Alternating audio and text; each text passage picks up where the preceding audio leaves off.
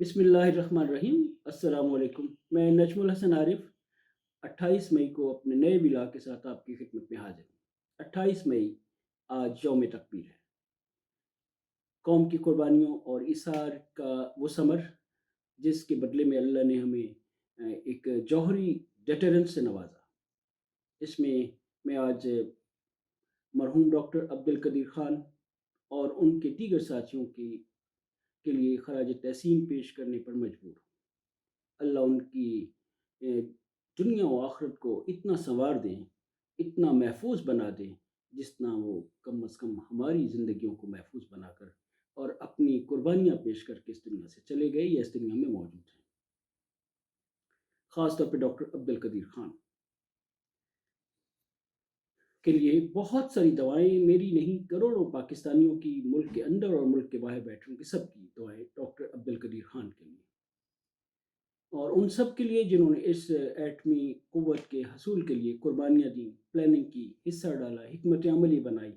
और तमाम तर रुकावटों को अबूर करते हुए यहाँ तक पहुँचे। आज 28 मई का ये दिन तो खुशगवारियत लिए हुए है कि हम यौम तकबीर का एहसास लिए बैठे हैं। लेकिन 28 मई को बाज़ दीगर हवाले ज़रा तशवीशनाक हैं, अलमनाक हैं और फ़िक्र अंगेज़ हैं। मैं उस पाकिस्तान में बैठा हूँ जिसके सूबा सिंध को बाबुल इस्लाम कहा जाता है, जो मोहम्मद बिन कासिम का हवाला है। कहा जाता है कि मोहम्मद बिन कासिम इस कौम की एक बेटी की आवाज़ पर इस खित्ते में आए थे और राजा दाहिर से उन्होंने इस कौम की बेटी की इज़्ज़त को की हिफाज़त के लिए एक जंग लड़ी थी और राजा दाहिर को शिकस्त दी थी। आज भी हम उन्हें अपना हीरो मानते हैं। लेकिन आज जब हम उन्हें अपना हीरो तो मानते हैं, हमारे यहाँ कुछ ऐसी अफ़वाहें और कुछ खबरें और कुछ प्रेस कॉन्फ्रेंसें ऐसी चुगली खा रही हैं कि जिससे ये लग रहा है कि आज मोहम्मद बिन कासिम को याद करने की दोबारा ज़रूरत है। इन मानों में कि हम ख़्याल करें कि हम उस धरती के वारिस हैं और उस रिवायत और तारीख़ के वारिस हैं, जो माँओं, बेटियों, बहनों और बहुओं और सबकी इस तरह इज़्ज़त करते हैं कि जिसकी कहीं दुनिया में मिसाल नहीं मिलती। खुद आक़ाए दो आलम नबी सल्लल्लाहु अलैहि वसल्लम के हवाले से मशहूर है कि आप अपनी बेटियों की आमद पर और अपनी हत्ता के रज़ाई बहन की आमद पर अपने कंधों पर ओढ़ी हुई चादर ज़मीन पर बिछा दिया करते थे और उठकर खड़े हो जाया करते थे उनके इस्तक़बाल के लिए। और हज़रत फ़ातिमा ज़हरा रज़ी अल्लाह तआला अन्हा जिनके नामों पर हम में से बहुत सारों ने अपनी बेटियों के नाम रखे हैं, उनको खातून जन्नत कहा गया है। लेकिन मैंने कल कुछ ऐसे विजुअल्स देखे, परसों भी देखे, मुसलसल देखे और बहुत सारी ऐसी अनसुनी और सुनी कहानियाँ देखी जिसमें बहुत सारी माएँ परेशान हैं, बेटियाँ बेहाल हैं और बहनें दुखी हैं। इस सूरत हाल का तदारुक करने के लिए हमारे मुल्क के बड़ों को फ़ौरी तौर पर सर जोड़ने की ज़रूरत है। वो एस्टेब्लिशमेंट से मुतल्लिक हों, वो हुकूमत के बड़े हों, वो सियासत के मैदान के बड़े-बड़े जगाधरी हों, वो दानश्वर हों, वो मज़हबी रहनुमा हों, वो हुकूमत के अंदर हों या बाहर हों, वो मुल्क के अंदर हों या बाहर हों। हम इससे पहले भी बहुत सारे मसाइल का शिकार थे और हमें ये नज़र आ रहा था कि हमारी सियासत में और हमारे मुल्क की इंतज़ाम और इंसराम में बहुत सारी ऐसी चीज़ें दर आ रही हैं जो हमारी रिवायत के ख़िलाफ़ हैं, हमारी अक़दार के ख़िलाफ़ हैं, हमारी अख़लाक़ियात के ख़िलाफ़ हैं, हमारे दीन और धर्म के ख़िलाफ़ हैं। लेकिन आहिस्ता, आहिस्ता, आहिस्ता ये चीज़ें इस नहज को पहुँच गई हैं कि आज इस तरह की अफ़वाहें अब अमली तौर पर ख़बरों की शक्ल इख्तियार कर चुकी हैं। ऐसा बिल्कुल नहीं होना चाहिए था। जिस तरह 9 मई का वाक़या नहीं होना चाहिए था, 9 मई के बाद वाले बहुत सारे वाक़यात भी नहीं होने चाहिए थे। ख़ास तौर पे ख़वातीन के हवाले से, बेटियों के हवाले से, माँओं के हवाले से जो कुछ ख़बरें सामने आ रही हैं, ये नहीं होनी चाहिए थी। और अब तक जो कुछ हो गया है, कम से कम इसके बाद इसको रोकने की कोई बाज़ाब्ता सबील पैदा करनी चाहिए कि अल्लाह तो हम सब का हाफ़िज़ व नासिर है, लेकिन अल्लाह ने बाज़ दूसरों को भी इसकी ज़िम्मेदारी दे रखी है और उनसे भी पूछा जाएगा कि वो क्या करते रहे और उन्होंने अपनी इस हिफ़ाज़त की ज़िम्मेदारी किस अंदाज़ से अंजाम दी। मैं आज के इस व्लॉग में जबकि हम यौम तकबीर मना रहे हैं और मैं ये भी जसारत करना चाहूँगा کہ میں ارشد شہید کا بھی ذکر کروں، اور خاص طور پہ ارشد شہید کا ذکر آج کرنے کی اس کے علاوہ شاید کوئی اور وجہ نہیں ہے کہ عمران ریاض، جن کا میں پرسنلی ناقد رہا ہوں کہ وہ بہت اونچا بولتے ہیں، محض اس بات پر کہ وہ اونچا بولتے ہیں مجھے ان کا اسلوب پسند نہیں تھا۔ لیکن اس کا مطلب یہ نہیں ہے کہ کسی کا اگر بلار یا بولنے کا انداز مجھے پسند نہیں ہے تو وہ لاپتہ ہو جائے۔ وہ ایک جرنلسٹ ہے، اور اس کے علاوہ بہت سارے اور جرنلسٹ جیسے سمیع ابراہیم، اتفاق سے سمیع ابراہیم یونیورسٹی میں میرا کلاس فیلو رہا ہے، وہ بھی ان دنوں آ، آ، اٹھائے جا چکے ہیں۔ ان سب کو واپس گھروں کو آنا چاہیے، اور نہ صرف یہ کہ ملک کے اداروں اور حکومت کی یہ ذمہ داری ہے کہ وہ اپنے حلف اور اپنی ذمہ داریوں کو ان سب پاکستانیوں کی حفاظت کے حوالے سے بھی ذرا ایک دفعہ پھر اس کی تجدید کر کے دیکھیں، اس کو دوبارہ سے پڑھ کر دیکھیں کہ ان کا حلف کیا کہتا ہے۔ یہ جب پاکستان کے تحفظ کی بات ہوتی ہے تو صرف سرحدوں کی بات نہیں ہے اس میں شامل، اس میں پاکستان کے لوگ بھی شامل ہیں، کیونکہ کوئی ریاست اپنی آبادی کے بغیر مکمل نہیں ہوتی، اور کسی بھی ریاست کی آبادی اس کا لازمی حصہ اور عنصر ہوتا ہے۔ اگر آبادی محفوظ اور معمول نہیں ہے اور آبادی کے لیے مسائل ہیں تو اس کو ذرا غور سے دیکھنے کی ضرورت ہے۔ جو انسانی معاشرے عدل سے دور ہوتے چلے جائیں وہاں پر آفتیں، زلزلے، سیلاب، طوفان اور آندھیاں آتی ہیں۔ ہم آج ایسے ماحول میں گھرے ہوئے ہیں، بہت سارے چیلنج ہیں، کچھ ملک کے اندر ہیں، کچھ ملک کے باہر ہیں، لیکن ایسے موقع پر جب چیلنج زیادہ ہوں تو ان میں اضافہ کرنے کی حکمت عملی کسی بھی سطح پر ہو، کسی بھی دورانیے کے لیے ہو، کسی بھی موقع پر ہو، اچھے رزلٹس نہیں دے پاتی ہے۔ موقع ہے کہ ہم اپنے چیلنجز کو کم کریں، نہ کہ انہیں بڑھائیں، اور اپنی قوم کو بیرونی چیلنجوں کے مقابلے کے لیے متحد اور یکجہت رکھیں۔ اس میں انتشار، اس میں افتراق، اس میں تفریق اور تفرقہ، خواہ وہ مسلکی ہو، خواہ وہ علاقائیت کی بنیاد پر ہو، خواہ وہ لسانیت کی بنیاد پر ہو،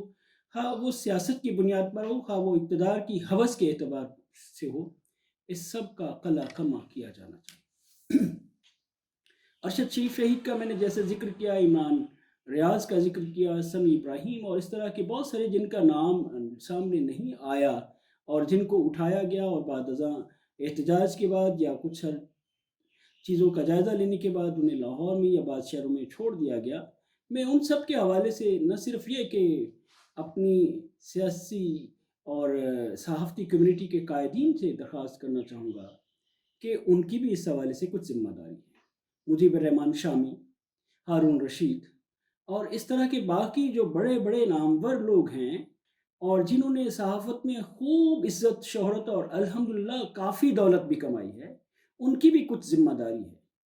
کہ جہاں ہم عمران خان سے یہ توقع رکھتے ہیں کہ وہ اپنے سیاسی کارکنوں کو اس مشکل وقت میں اکیلے چھوڑ کر زمان پارک میں بند ہو کر نہ بیٹھ جائیں، اور جہاں ہم اس پر تنقید کرتے ہیں، جہاں ہم باقی سیاسی جماعتوں پر اور حکومتوں پر تنقید کرتے ہیں کہ وہ لوگوں کی مشکل وقت میں ان کے ساتھ نہیں کھڑے ہوتے، وزیر اعظم پر، صدر مملکت پر، وزراء پر، متعلقہ وزیروں پر، مشیروں پر، وہاں صحافتی قائدین کی بھی ذمہ داری ہے کہ وہ بھی ان صحافیوں کے گھروں میں جائیں جہاں پر پریشانی ہے، جہاں پر تشویش ہے، جہاں پر لاپتہ ہونے کی اطلاعات ہیں، ان کے گھر والوں کو تسلی دیں، ان کو پوچھیں اور ان کے لیے کوئی سکون اور اطمینان کا باعث بنے۔ یہ کافی نہیں ہے کہ میں ایک عام آدمی، ایک کمزور اور صحافی کے طور پر اپنی قلم سے یا زبان سے اس کا اظہار کر رہا ہوں۔ میرے صحافتی قائدین کی یہ ذمہ داری کہیں زیادہ ہے۔ یعنی صحافتی یونینز سودا کاری کے لیے نہیں ہیں، بڑے کردار کے لیے ہیں، صحافت کے تحفظ کے لیے، صحافت کی آزادی کے تحفظ کے لیے اور صحافیوں کے تحفظ کے لیے، لیکن بدقسمتی سے یہ محض سودا کاری کی یونینز بن کر رہ گئی ہیں۔ ہمارے بڑے بڑے اپنے مفادات کے لیے، اپنے اداروں کے مفادات کے لیے، اپنے روزگار کے تحفظ کے لیے اور اپنی اگلی پروموشنز و مراعات اور تنخواہوں میں اضافے کے لیے تو بہت کامیاب نظر آتے ہیں، جیسے مالکان کی سطح پہ ہمیں کہیں کوئی ناکامی نظر نہیں آتی ہے، اخباری صنعت کے مالکان کی بات کر رہا ہوں، لیکن اس معاملے میں ان کا کوئی کردار بھی نمایاں نظر نہیں آتا۔ یہ بہت ہی شرمناک بات ہے۔ عمران خان سے بہت ساروں کو گلہ ہے کہ وہ اپنے کارکنوں کو اس وقت اکیلا چھوڑ کر بیٹھ جاتے ہیں، وہ لوگوں کے جنازوں میں نہیں جاتے، وہ لوگوں کی تیمارداری کے لیے ہسپتالوں کے چکر نہیں لگاتے، وہ زخمیوں کا حال احوال نہیں پوچھتے، وہ لوگوں کو متاثرہ لوگوں کو اور ان کے والدین کو تسلی کے لیے ایک فون کال تک نہیں کرتے۔ یہ سب اپنی جگہ درست ہو سکتا ہے، لیکن یہ کام ہم صحافتی شعبے کے لوگوں کے بڑوں سے بھی توقع کیا جاتا ہے کہ وہ بھی کم از کم کسی موقع پر اپنی ذمہ داری کو محسوس کریں، اور جب وہ بن سنور کر ٹی وی کی سکرین پر آتے ہیں تو انہیں یہ سوچنا چاہیے کہ کردار کی کتنی شکلیں ان کے اس لباس کے باوجود موجود ہیں جو انہیں اس طرح کا کردار ادا کر کے ٹھیک کرنے کی ضرورت ہے۔ رہی بات عمران خان یا کسی اور اس طرح کے لیڈر کی، تو سچی بات ہے کہ مجھے عمران خان کے تصور ریاست مدینہ کے حوالے سے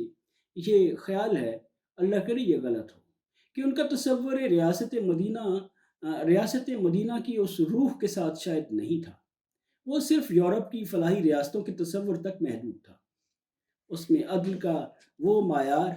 اس میں اخوت کا وہ انداز، اور اس میں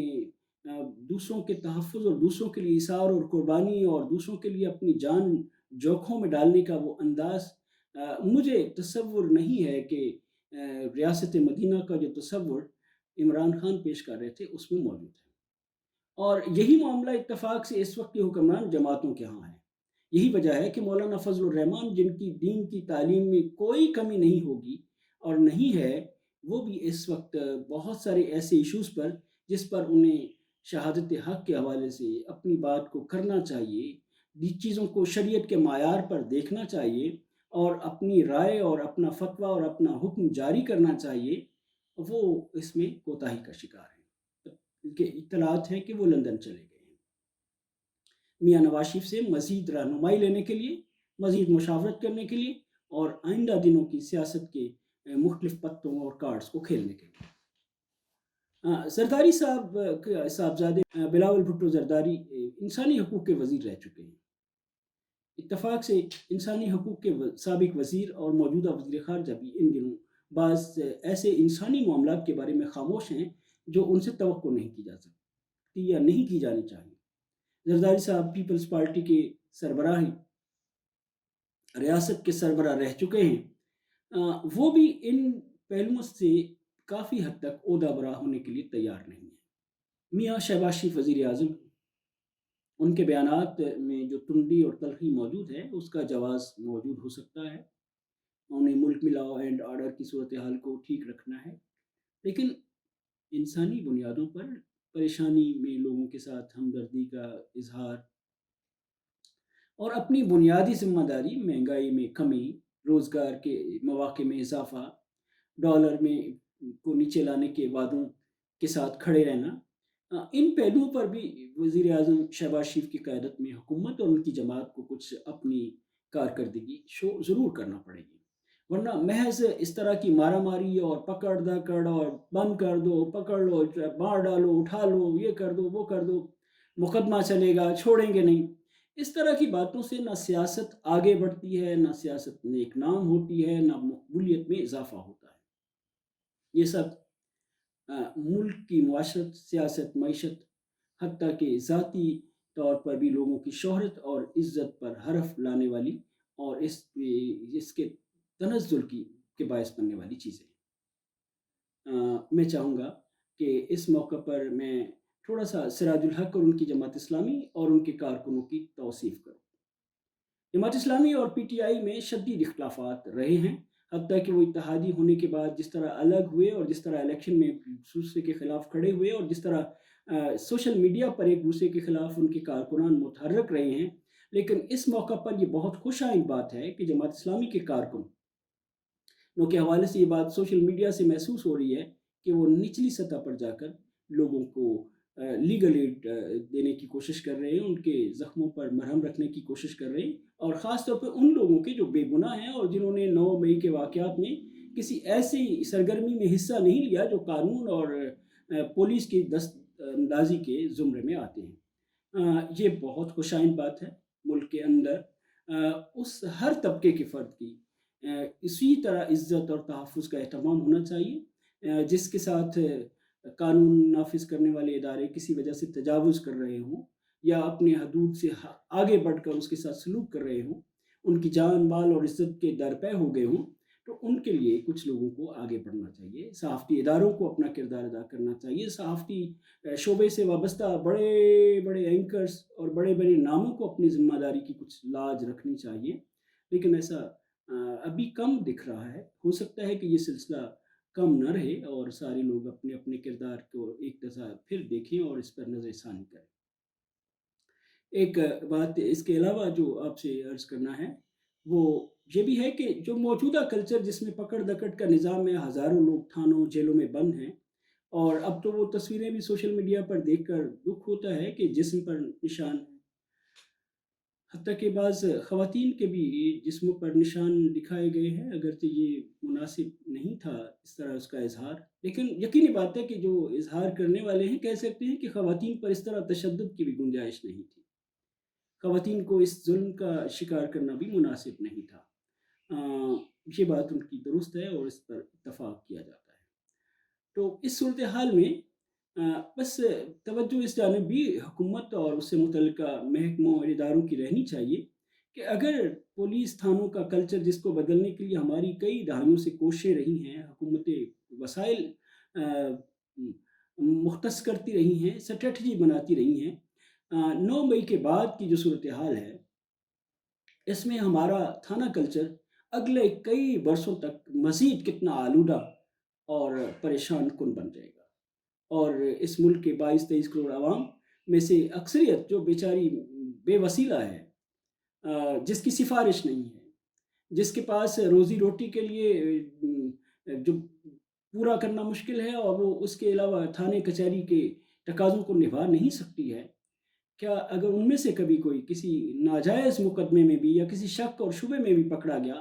تو جو 9 مئی کے بعد تھانہ کلچر جس شدت کے ساتھ آگے بڑھ رہا ہے اور جس بروٹیلٹی کا مظاہرہ ہو رہا ہے، اس تھانہ کلچر میں پاکستان کے عام آدمی کا مستقبل کیا ہوگا؟ آج کے لیے بس اتنا ہی۔ ان آنسوؤں کے لیے ہمدردی، ان ماؤں کے لیے ہمدردی، ان بیٹیوں کے لیے ہمدردی اور ان بہنوں کے لیے ہمدردی جنہیں بدقسمتی سے 8 مارچ کو سرے بازار نکلنے والے احتجاجی مظاہروں کی دائیان یعنی فیمنسٹ خواتین اور عورت مارچ کی حامیوں نے بھی بالکل نظر انداز کر دیا ہے۔ سب ثابت ہو گیا کہ 8 مارچ کا عورت مارچ خواتین کے تحفظ، ان کے حقوق اور ان کی عزت اور جان اور سلامتی کے لیے نہیں ہوتا، اپنے کسی ایجنڈے کے لیے ہوتا ہے۔ اللہ حافظ، فی امان اللہ۔